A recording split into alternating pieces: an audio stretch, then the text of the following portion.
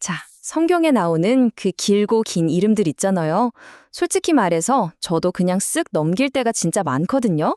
근데요, 오늘 우리가 살펴볼 에스라 2장은 와, 이건 그냥 넘기면 정말 후회할 만한 엄청난 이야기가 숨어 있습니다. 이 지루해 보이는 명단 안에 말이죠. 도대체 무슨 이야기가 숨어 있는지 지금부터 같이 한번 파헤쳐 보시죠. 여러분도 성경 읽다가 막 족보나 사람들 이름만 쫙 나오는 부분 만나면 약간 눈이 스르르 감기면서 다음 장으로 넘기고 싶은 그런 충동 느껴보신 적 있죠? 아마 다들 비슷할 거예요. 저도 물론이고요. 근데 만약에요, 그 명단이 그냥 이름만 적어 놓은 게 아니라면요, 뭔가 다른 의미가 있다면 어떨까요? 바로 그거예요. 사실 이 명단, 에스라 2장은요, 성경 전체를 통틀어서도 손에 꼽을 만큼 정말 드라마틱한 이야기를 담고 있습니다. 이건 용기에 대한 이야기고요, 희생에 대한 이야기고, 또 무너져버린 나는 누구인가라는 그 정체성을 다시 세우려는 사람들의 정말 가슴 뭉클한 이야기입니다. 그래서 오늘은요, 이 지루한 명단이 어떻게 위대한 이야기가 되는지, 또 이 명단에 있는 사람들은 도대체 어떤 사람들이었는지, 그리고 어떻게 이방인 왕이 이들을 돌려보내게 됐는지, 그 놀라운 예언 이야기까지 마지막으로 이들이 지키려 했던 가치, 그리고 이 이름들이 어떻게 역사 그 자체가 되었는지 하나씩 차근차근 따라가 보겠습니다. 자, 그럼 첫 번째 이야기부터 시작해 볼까요? 이 명단에 이름이 오른 사람들. 과연 이 사람들은 누구였을까요? 그냥 포로로 끌려갔다가 고향이 그리워서 돌아온 그런 평범한 사람들이었을까요? 성경을 보면요, 돌아온 사람들의 숫자가 정확히 나와요. 42,360명. 와, 엄청나죠?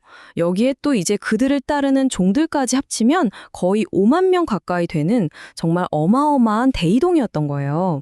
근데 여러분, 이 숫자 자체가 중요한 게 아니에요. 이 숫자 뒤에 숨겨진 진짜 의미가 있습니다. 그러니까 이 사람들이 그냥 아이고, 못 살겠다, 고향 가자, 이런 절박함 하나로 돌아온 게 아니라는 거죠. 전혀요. 역사가 요세푸스의 기록을 보면요, 이 사람들을 뭐라고 부르냐면 바벨론에서 가장 뛰어난 사람들이었다고 해요. 또 어떤 분은 이들을 믿음의 모험가라고 부르더라고요. 생각해 보세요. 당시 세계 최강대국, 최고의 문명을 자랑하던 바벨론에서 이미 자리 잡고 잘 살고 있었단 말이에요.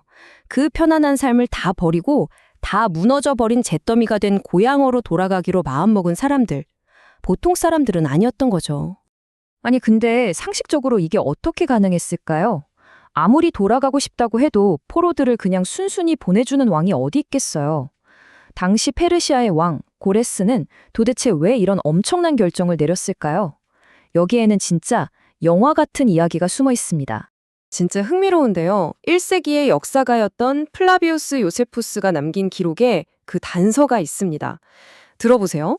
고레스 왕이 어느 날 이사야서를 읽게 된 거예요. 근데 거기에 자기 이름이 떡하니 적혀 있는 겁니다. 고레스라고요. 그것도 무려 140년도 더 전에 쓰인 예언서의 말이죠.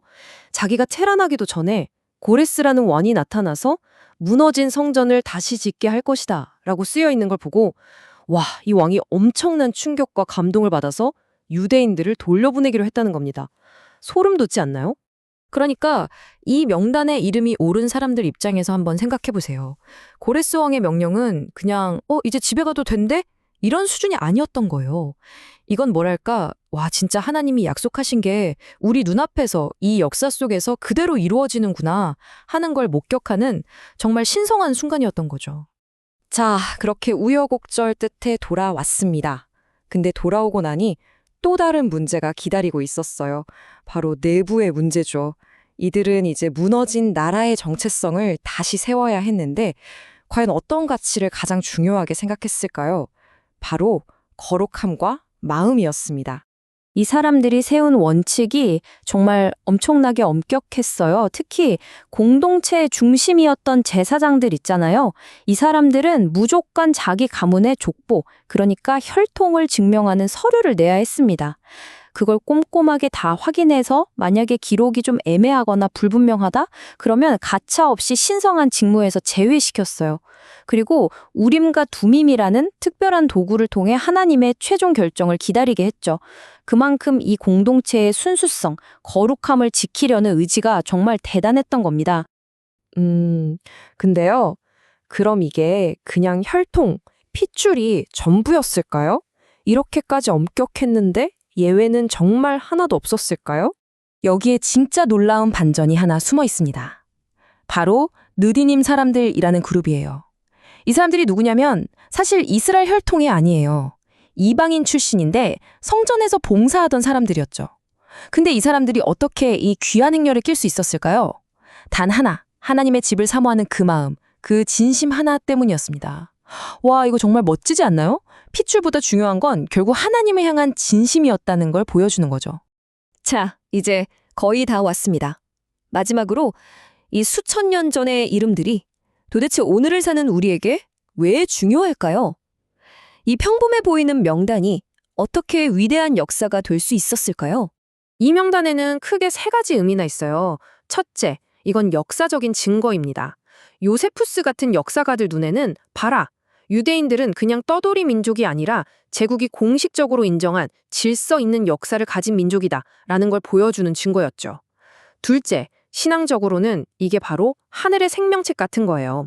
더 편한 길을 버리고 사명을 위해서 어려운 길을 선택한 사람들, 하나님은 그 이름 하나하나를 다 기억하신다는 거죠. 그리고 마지막으로 이건 희생의 기록입니다. 이 사람들이 폐허가 된 고향에 도착해서 제일 먼저 한 일이 뭔지 아세요? 자기 집 짓는 게 아니라 성전 재건을 위해서 기꺼이 자기 재산을 내놓았다는 그 감동적인 기록이 바로 이 명단입니다. 결국 핵심은 이거예요. 세상은 보통 성공한 사람들, 유명한 사람들 이름만 기억하잖아요. 그런데 하나님은 다르다는 거죠.